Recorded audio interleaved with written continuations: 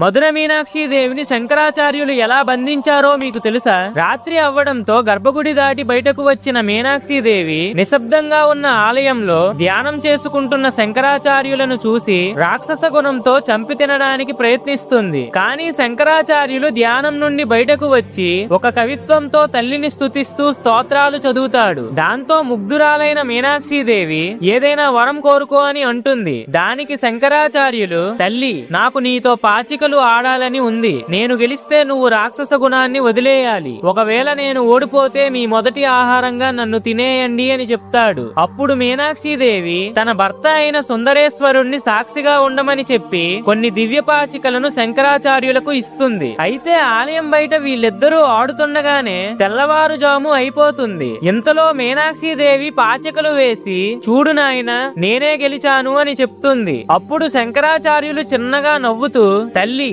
ఆట మీరే గెలిచారు, కానీ నిజానికి ఈ పందెంలో గెలిచింది నేనే అని చెప్తాడు. దాంతో సుందరేశ్వరుడు, దేవి, తను ఆట ఆడుతుండగానే సంఖ్యాశాస్త్రంతో ఒక శ్రీచక్రాన్ని సృష్టించి అందులో నిన్ను బంధించాడు అని చెప్తాడు. శంకరాచార్యుల వారి తెలివితేటలకు ముగ్ధురాలైన మీనాక్షిదేవి తనలో ఉండే రాక్షస తత్వాన్ని జయించింది. మీకు మీనాక్షిదేవి చల్లని దీవెనలు కావాలంటే